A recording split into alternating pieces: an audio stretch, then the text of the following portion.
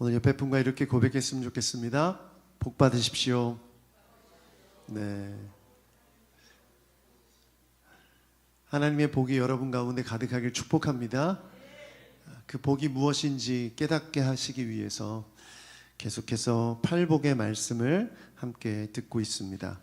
오늘 7월 마지막 주일은 의에 줄이고 목마른 자 배부를 것이다 라는 제목으로 말씀을 함께 나눕니다. 마태복음 5장 6절 말씀인데요, 그동안에 배운 말씀들을 다시 한번 기억하기 위해서 1절부터 저와 함께 교독하도록 하겠습니다. 1절 제가 먼저 읽겠습니다.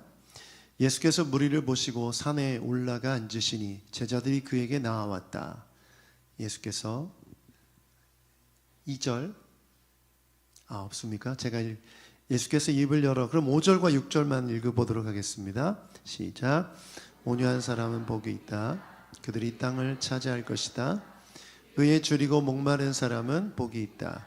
그들이 배부를 것이다. 아멘. 예수님께서 산에 오르셔서 따르는 무리들에게 진정한 복이 무엇인지를 가르쳐 주셨습니다. 8개의 복을 말씀하셨는데 그 복을 하나하나 함께 배우며 나누고 있습니다. 첫 번째 복은 뭐였죠? 심령이 가난한 자 복이 있다. 내 자신이 영적인 거지임을 기억하고 정말 하나님 앞에 간절한 마음으로 나아가는 사람에게 하나님의 복이 임하는 줄 믿습니다. 두 번째는 거룩한 애통하는 자가 복이 있다. 거룩한 슬픔으로 죄를 보며 울 수 있는 사람, 그 사람은 복이 있는 줄 믿습니다. 세 번째 복은 온유함. 내 힘이 아니라 하나님의 힘 아래, 그 주권 아래 다스림을 받는 삶, 그 사람은 하나님의 복이 있는 줄 믿습니다. 오늘 네 번째는 의에 줄이고 목마른 사람은 복이 있다. 그들이 배부를 것이다 라는 말씀입니다. 의에 줄이고 목마르다, 이것을 이해하기 위해서 우리의 삶을 좀 돌아볼 필요가 있습니다. 대한수면연구학회의 조사 결과에 따르면 한국인의 69%가 침대에 누워서 스마트폰을 본다고 합니다. 좀 놀랍지 않으세요? 69%면 10명 중에 7명은 자기 전에 누워서 스마트폰을 본다는 거예요. 저는 좀 깜짝 놀랐어요. 저도 보거든요. 어떨 때는 굉장히 길어지기도 하고 짧아지기도 하지만 진짜 피곤할 때는 보지 않고 그냥 바로 자는데 대부분은 스마트폰을 보다가 잠에 듭니다. 이런 심리가 무엇일까 좀 궁금해서 찾아보니까 심리학자들이 이런 말을 해요. 보복성 취침지연이라고 부른다고 합니다. 보복성 취침지연. 재밌는 표현이죠? 이게 무슨 뜻이냐면 낮 동안 치열하게 직장에서 일하고 또 뭔가를 이루고 그 모든 것들은 이제 스트레스 받고 힘든 시간인 거죠. 내 마음대로 내 뜻대로 살아가지 못한 삶에 대한 스트레스가 쌓여 있는데 이거를 자기 전에 스마트폰을 보면서 마치 보상하듯이 보복하듯이 그 시간을 내 시간으로 쓰고 싶어 한다는 거예요. 그래서 보상성 취침지연이라고 하는 거죠. 그래서 현대인이 취침 시간이 계속 줄어들고 있다고 합니다. 실제로. 그러면 이런 사람의 심리를 함께 볼 필요가 있어요. 인간은 허전함을 느끼는 존재라는 거죠. 그래서 그 허전함을 채우기 위해서 무언가 도구가 필요하다는 거예요. 어떤 사람은 음식을 통해 채우기도 하고 맛있는 것을 먹음으로. 그런데 먹으려면 돈도 필요하고 시간도 필요하잖아요. 그런데 남이 먹는 걸 보면서 그 허기를 채우는 거예요. 허전함을. 어떤 사람은 스마트폰을 보면서 화려한 옷을 입고 멋있는 곳에 간 모습을 보면서 자기의 허기, 자기의 허전함을 채우는 거예요. 이런 모습이 우리 안에 있다는 거죠. 70%니까 지금 우리 성도들 70%는 지금 잠자기 전에 스마트폰을 보고 있다는 거고, 그런 영적인 허전함과 허기를 그것으로 채우고 있다고 볼 수 있는 거죠. 문제는 무엇입니까? 이게 완전히 해소되지 않는다는 거죠. 계속 반복된다는 거예요. 오늘 그것으로 채웠는데 또다시 내일도 허전함을 느끼고 또 내일 모레도 허전함을 또 느낀다는 겁니다. 인간이 가지고 있는 이 결핍, 이 허전함을 세상 사람들은 너무나 잘 알고 있어요. 특별히 사업가들은 너무나 잘 알고 있어요. 기업하시는 분들이 빅데이터 요즘 많이 얘기가 나오고 있죠. 여러분이 뭘 검색하는지 뭘 보는지 그 데이터를 모아서 기획을 합니다. 식당은 어디에 차려야 되며 요즘은 어떤 음식이 인기가 있으며 어떤 패션이 인기가 있는지를 살펴보고 사람들이 가지고 있는 그 허전함, 그 허기를 달래주기 위해 그런 것들을 적절하게 보여주는 거예요. 그래서 여러분 스마트폰을 열 때마다 내가 이거 관심 있었는데 이게 왜 뜨지? 이미 다 여러분들을 꿰뚫어 보고 있는 거예요. 어떤 갈망이 있는지, 어떤 배고픔이 있는지. 그래서 가끔 우리가 디지털 디톡스라고 해서 이 스마트폰과 컴퓨터와 전자기기를 전혀 보지 않는 시간을 갖기도 하죠. 우리가 가끔 고난주간 때 디지털 금식을 하면서 일주일 동안 그렇게 하지 않습니까? 그런 걸 해보면 어때요, 여러분? 처음에는 마치 금단 현상이 일어나듯이 스마트폰을 보고 싶어서 자꾸 손이 떨린다든지 이런 일들이 일어나죠. 불안한다든지. 그런데 한 일주일 그게 살아보면 그게 없어도 전혀 아무 문제가 없다는 것을 깨닫게 됩니다. 그런데 놀랍게도 다시 스마트폰을 집어든 순간 또 그 속으로 빨려 들어가죠. 이런 인간의 어떤 욕구와 욕망, 이런 허전함을 불교에서는 참선으로 해결하려고 합니다. 불교는 모든 근원이 인간의 마음에 있다고 보거든요. 그래서 참선을 통해서 자신 안에 있는 갈망과 집착을 비워내는 것에 집중합니다. 내가 어떤 욕구를 느껴요? 그럼 참선을 통해서 비워내는 거예요. 그것과 싸우는 거죠. 철저히 내 갈증과 욕망을 끊어내고 없애는 게 스스로 끊어내고 없애는 게 불교의 목표입니다. 그런데 가능합니까, 여러분? 불가능하다는 거죠. 해보신 분들은 아실 거예요. 우리 모두가 그런 노력을 수없이 해도 결국 아무리 노력해도 없앨 수 없는 그 인간의 안에 있는 갈망과 갈증이 있다라는 거예요. 그렇기 때문에 우리는 성경을 통해서 해석해야 됩니다. 예수님 지금 무슨 말씀하세요? 줄이고 목마른 사람은 복이 있다라고 말씀하죠. 그럼 이건 뭡니까? 어떤 전제가 있는 겁니까? 줄이고 목마른 건 당연하다는 거예요. 그걸 없애려고 하는 것은 오히려 잘못된 생각이라는 거죠. 근데 문제는 예수님의 말씀을 보면 줄이고 목마른 현상이 문제가 아니라 무엇에 대해서 대상이 문제라는 거예요.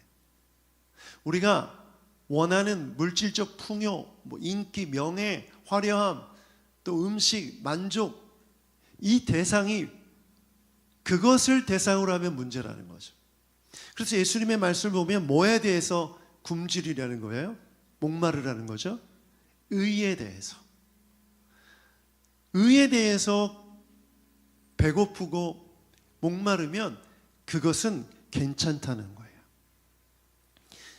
그러면 의에 대해서 배고프고 목마르다라고 했을 때 여러분 잘 와닿으세요?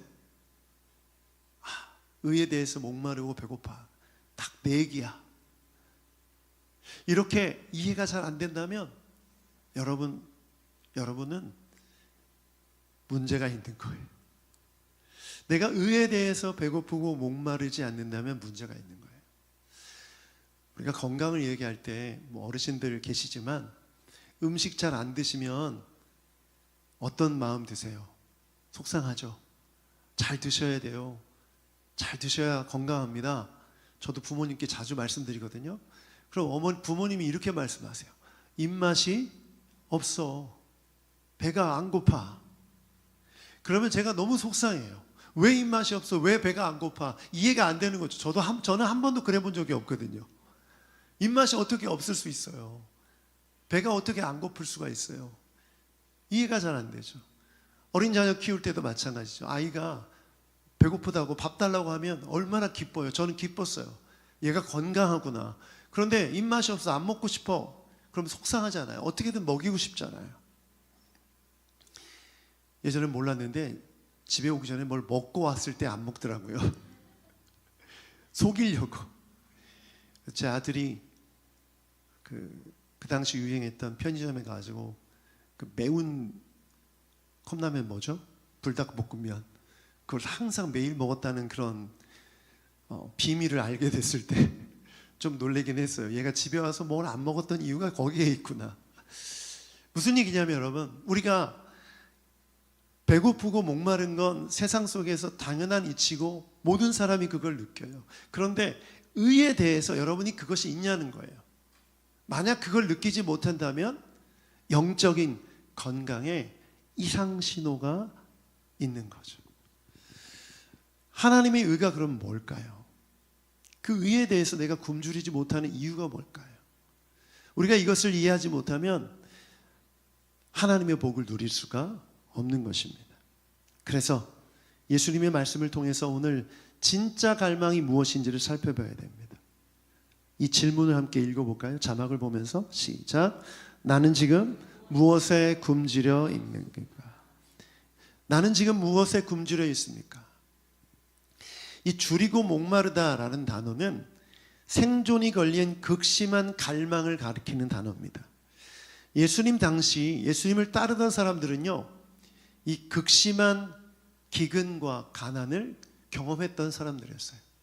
지금이야 이 관계의 치수, 물을 다스리는 시설이 댐이 있고 잘 돼서 언제든지 수돗물을 우리가 공급받지만, 그때는 비가 안 오면 가뭄이 들면 마실 물이 없어서 정말 타는 듯한 목마름을 갖고 살았던 시대였어요. 다 이해하실 거예요. 그런데 물만 아니라 배고픔도 마찬가지죠. 농사를 망치면 먹을 게 없어서 사람들이 굶어 죽는 시대였었어요. 그래서 어찌 보면 우리가 냉장고를 열면 마실 물이 있고 음료수가 있고 먹을 음식이 있는 우리는 이 배고픔과 목마름에 대해서, 그 강도에 대해서 온전히 이해하기가 쉽지 않아요. 저만 해도 제가 어렸을 때 저희 집이 가난했지만 굶어 죽진 않았습니다. 먹을 게 없진 않았어요.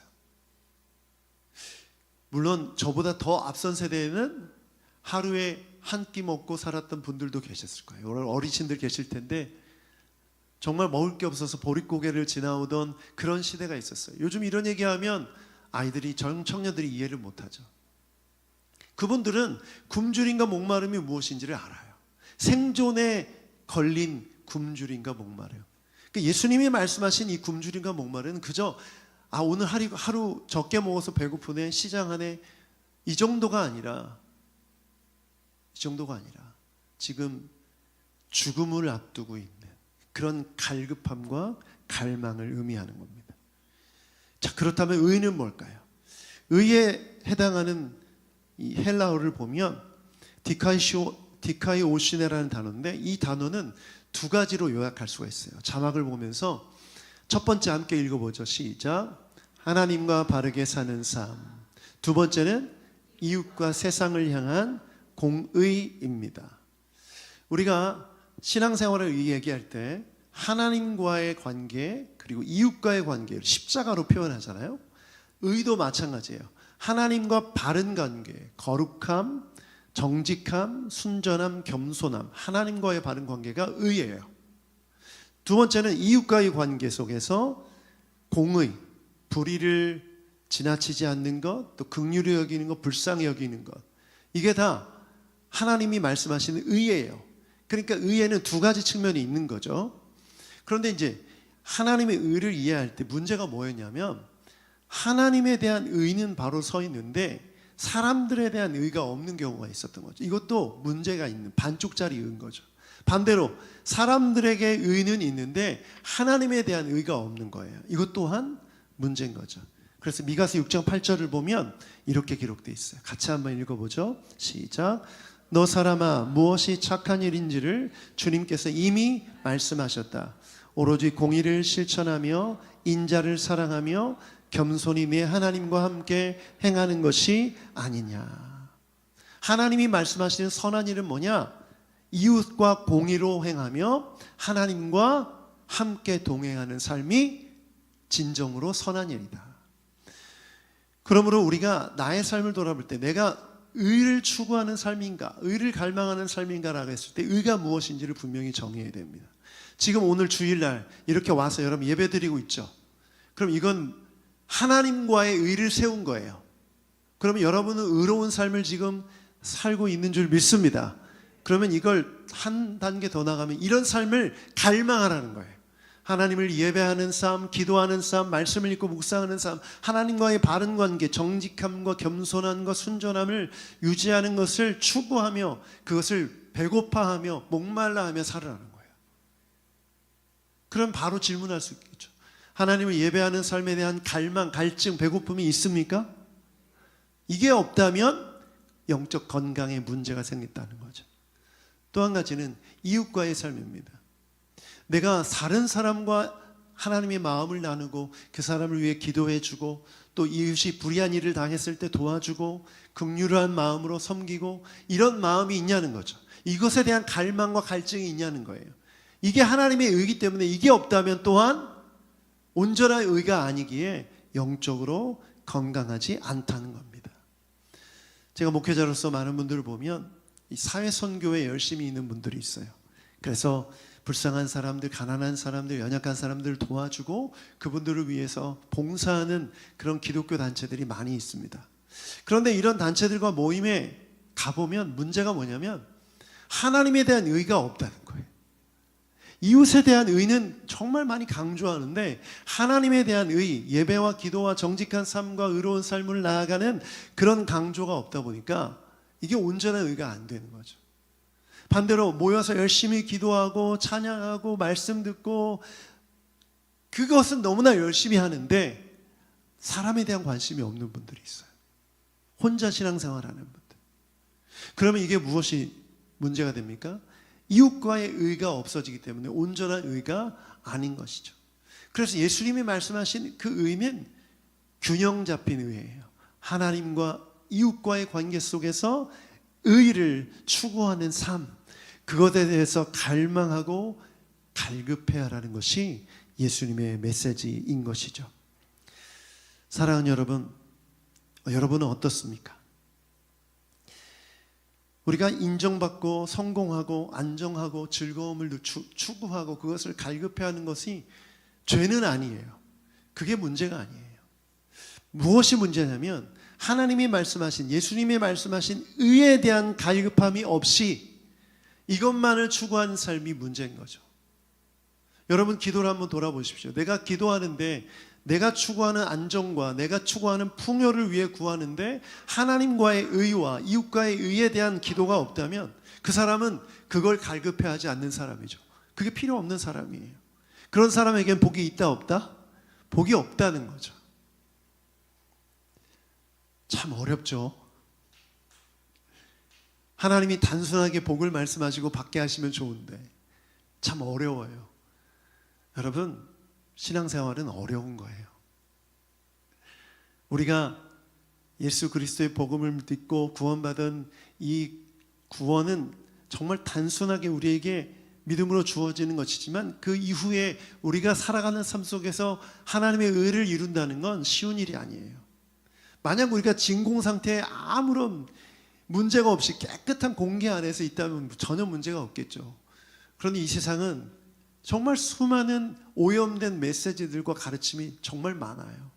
우리 안에서 우리를 속이고 우리를 유혹하는 것들 뿐만 아니라 성경을 잘못 해석하고 또 자기 욕심과 유익을 따라 사람들을 미혹하는 메시지들이 너무 많기 때문에 이 속에서 진짜와 가짜를 구별할 필요가 있는 것입니다.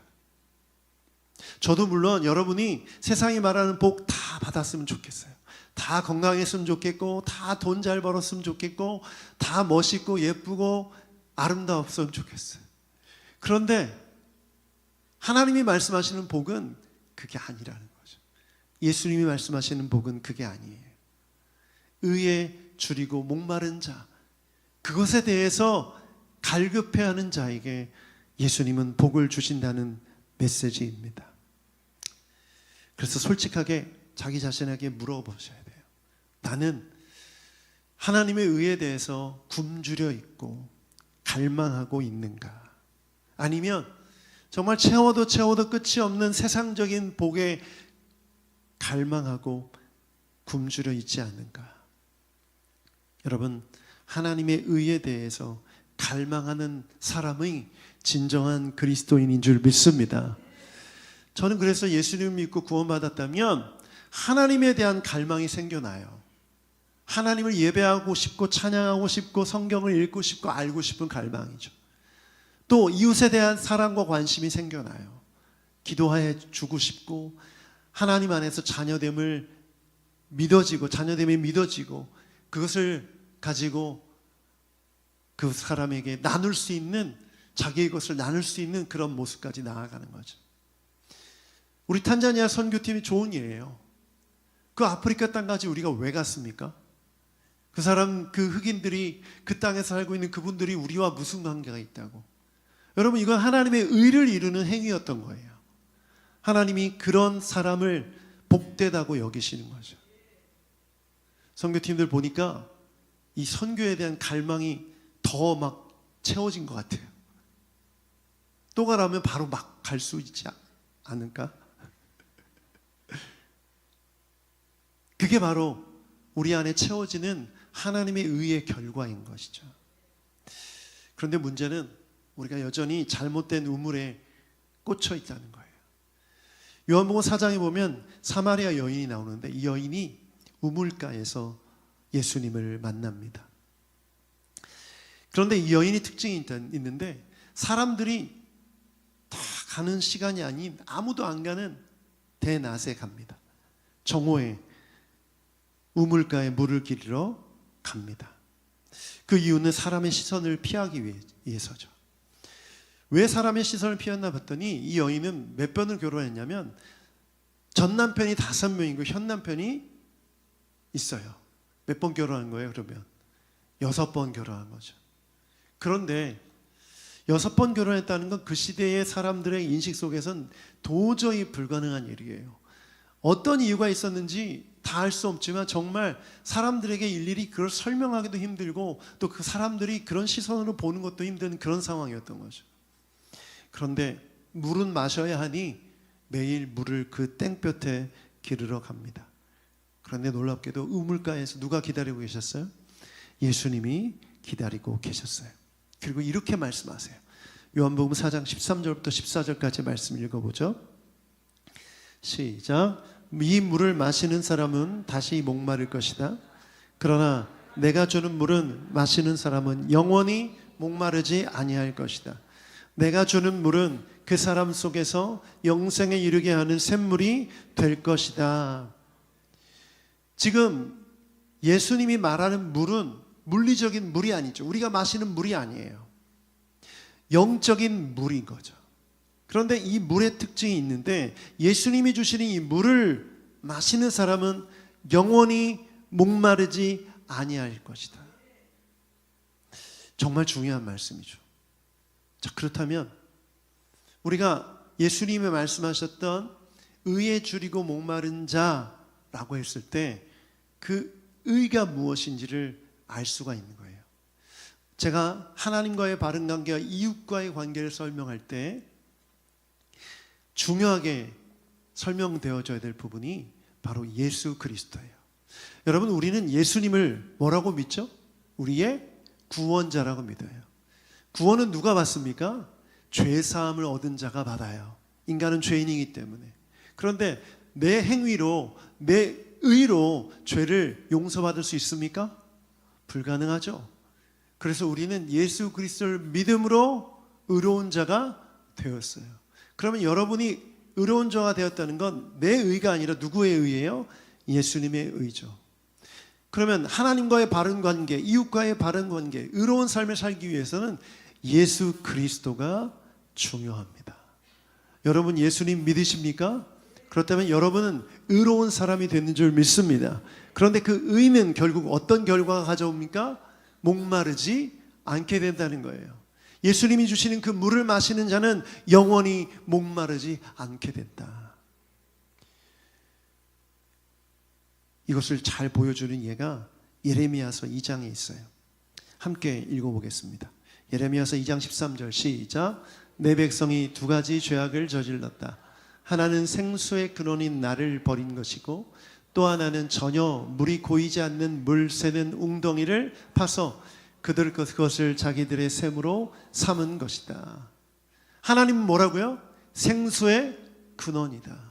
그런데 그 생수의 근원을 버리고 자신들이 판 우물, 그 우물을 자기들의 샘으로 삼았던 거예요. 여러분, 이런 잘못, 이런 죄를 우리가 저지르죠. 내가 명예라는, 돈이라는, 또 건강이라는, 또 이런 자신만의 어떤 것들을 설정하고 계속 우물을 파는 거예요. 거기서 물을 마시면 내 목마름이 채워진다고 생각하니까 그게 취미일 수도 있고 뭐 여러 가지 자기 실현, 자아 실현일 수 있겠죠. 그런데 그건 또다시 목마를 수밖에 없는 헛된 우물이라는 거죠. 거기에는 생명이 있다 없다? 없다. 그런데 생명의 근원, 생수의 근원 대신 예수 그리스도, 그 안에는 뭐가 있다? 마르지 않는 생수의 근원, 우리가 영원히 목마르지 않게 하는 그 근원이 거기에 있다라는 거예요. 예수님이 이걸 말씀하신 것입니다. 나를 믿는 자는 다시는 목마르지 아니할 것이다. 이 말씀을 들은 사마리아 여인이 이제 동네로 내려갑니다. 동네로 내려가는데 성경을 보면 아주 재미있는 표현이 있어요. 그 여자는 물동이를 어떻게 했습니까? 물동이를 내버려 두고 동네로 들어가서 사람들에게 말하기 시작합니다. 자신의 정말 힘든 삶, 누구한테 내놓기 힘든 그런 수치스러운 삶을 가지고 땡볕에 아무도 보기 싫어서 물동이를 들고 나아갔던 그 여인이 물동이를 버리고 이제 간다는 거예요. 그리고 사람들 보기 싫어서 땡볕에 혼자 왔는데 이제 사람들에게 만나러 간다는 거예요. 더 이상 세상에 물이 없이도 영적인 목마름이 해결되는 삶이 된 것이죠. 즉 예수 그리스도 의를 통해서 구원받은 거예요. 그 의를 통해서 목마름이 해결된 거예요. 여러분, 이것이 구원의 증거입니다. 여러분, 기독교인들이 예수님을 믿는다고 하면서 물질이나 명예나 쾌락에 집착하는 건 예수님을 진짜 믿었다고 보기가 어렵습니다. 진짜 믿었다면 물론 그것이 도구일, 필요 없다는 것이 아니라 도구일 뿐이지 그것이 자신의 목마름을 해결할 수 있다고 믿지 않기 때문에 집착하지 않아요. 있어도 그만, 없어도 그만일 수 있는 거죠. 그래서 예수님 한 분만으로도 영적인 만족감이 채워지고 그것만으로도 평안할 수 있고 만족할 수만 있다면 그 사람은 진짜 예수님 믿는 사람이에요. 혹시 찔리는 분들 계세요? 나는 분명 그랬던 적이 있었는데 요즘 왜 그러지? 이유는 단순해요. 하나님과 하나님의 의, 또 이웃과의 의를 갈망하고 갈급해하지 않기 때문이에요. 그것 때문에 배고파하지 않기 때문이에요. 그 배고픔과 그 갈증을 회복하면 다시 여러분 안에 예수 그리스도의 생수로 만족함을 느낄 수 있는 줄 믿습니다. 아멘. 그것이 바로 예수님의 약속이에요. 그래서 세 번째 보면 너희가 배부를 것이다. 배부름의 약속을 허락하시죠. 이게 복인데 이 배부름에 대한 단어가 코르타조인데 이 단어의 뜻은 목자가 양떼를 푸른 풀밭으로 이끌어 배불리 먹인다는 뜻이에요. 목자가 양떼를 푸른 풀밭에 이끌어. 시편 23편이 떠오르죠. 주님은 나의 목자시니 내게 부족함이 없어라. 나를 푸른 풀밭에 누이시며 쉴만한 물가로 인도하신다. 시편 107편 9절에도 이런 말씀이 있어요. 함께 읽어볼까요? 시작. 그는 목마른 사람에게 물을 듬뿍 마시게 하시고 배고픈 사람에게 좋은 음식을 배불리 먹여주신다. 예수 그리스도를 갈망하고 하나님의 의와 이웃과의 의를 갈망하면 배부르게 우리에게 채워주신다라는 거예요. 여러분, 이것을 이해하기 위해서 예수님의 말씀 중에 놀라운 말씀이 있어요. 요한복음 6장 35절입니다. 같이 읽어보죠. 시작. 예수께서 그들에게 말씀하셨다. 내가 생명의 빵이다. 내게로 오는 사람은 결코 줄이지 않을 것이요 나를 믿는 사람은 다시는 목마르지 않을 것이다. 놀랍지 않습니까? 저만 놀랬던 것 같아요. 저는 이 말씀을 보고 너무 놀랐어요. 예수님께서 내가 생명의 빵이다. 내게 오는 사람은 결코 줄이지 않을 것이고 결코 목마르지 않을 것이다. 나를 믿는 자는 그 속에서 생수의 강이 흘러 넘칠 것이다. 여러분, 성경의 메시지, 예수님의 말씀은 진리의 말씀인 줄 믿습니다. 여러분이 예수님 영접했다면 여러분 안에 있는 모든 갈망과 갈증은 예수님으로 채워질 수 있는 줄 믿습니다. 그래서 제가 이미지를 하나 준비했는데 한번 보여주세요. 이런 빵집이 있어요. 행복빵집. 빵 무한 리필, 음료 무한 리필. 네. 빵을 별로 안 좋아하시는 분들도 계시겠지만 빵을 좋아하는 분들은 이런 빵집 너무 좋겠죠. 원하는 빵 얼마든지 먹을 수 있는 거예요. 언제든지 먹을 수 있는. 여러분, 이런 빵집이 여러분 안에 있다니까요. 예수님이 이 빵집을 운영하고 계세요. 그 예수님께 가면 마음껏 먹을 수 있는 거예요. 마음껏 마실 수 있는 거예요. 그렇다면 우리가 이 세상을 살아가면서 영적으로 공허하고 또 허무하고 허전함을 느낄 때 우리는 뭘 해야 됩니까? 예수님께 나아가야 되는 거죠. 자려고 누웠는데 갑자기 허기가 느껴지면 스마트폰을 켜서 릴스를 계속 올리는 것이 아니라, 검색창을 눌러서 쇼핑을 하는 것이 아니라 바로 그때 찬양을 듣든지 부르든지 말씀을 읽든지, 눈을 감고 잠을 자니까 말씀을 암송하는 것도 좋죠. 어떤 방법이든 예수님께로 나아가는 것이 지혜로운 사람이죠. 그래서 저는 이 말씀을 믿어요. 주님께서 사랑하는 자에게 뭘 주신다? 잠을 주신다. 잠을 잘 자야 건강해요. 아무리 걱정, 근심, 염려 많고 스트레스 많아도 잠 잘 자는 사람은 다 결국 이겨내더라고요. 여러분, 얼마나 많은 긴장 상태에서 우리가 살아가요.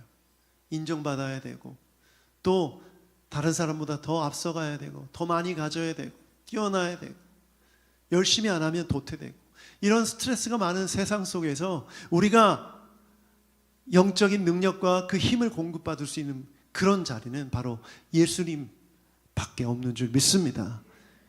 예수님께 나아가면 한 방에 해결돼요. 너무나 놀라운 메시지죠. 목사님 결론이 너무 시시해요. 그런 생각이 드실 수 있겠는데 원래 진리는요 시시해요. 여러분, 이단 사이비 가보십시오. 짜릿해요. 익사이팅해요. 반전에 반전에 반전. 와, 목사가 나와서 막 다 할 수 있다고 하고 막 예언하고 막 뒤집어지고 넘어지고 익사이팅 하잖아요. 근데 오늘 막 그냥 그렇죠, 결론 또 예수님이네. 예수 잘 믿으란 얘기네. 여러분, 진리는 단순하고 심심한 거예요. 그래서 졸려요. 진짜예요. 이거 정말 중요한 얘기예요. 그래서 막 짜릿하고 막 익사이팅하고 막 이런 걸 추구하면 결국 사이비 이단을 찾아가게 됩니다. 걸려요, 거기에. 오늘 메시지는 단순해요. 여러분, 하나님의 의 예수 그리스도, 그 의를 우리가 이미 받은 자들이기 때문에 그 의를 추구하고 갈망하며 살아가십시오. 그 의는 예수 그리스도 한 분에게 집중되어 있어요. 그러면 어떻게 됩니까? 우리의 영적인 배고픔과 갈망과 허전함을 채울 수가 있게 되는 거예요. 더 이상 쇼핑하지 않아도 돼요. 더 이상 다른 사람의 삶을 보며 부러워하지 않아도 돼요. 더 이상 해외여행 가려고 돈 모으지 않아도 돼요. 명품 그거 가지려고 적금 붓지 않아도 돼요. 그러면 우리의 삶에 하나님이 채우시는 진정한 배부름으로 이 세상을 평안과 기쁨으로 살아갈 수 있는 줄 믿습니다.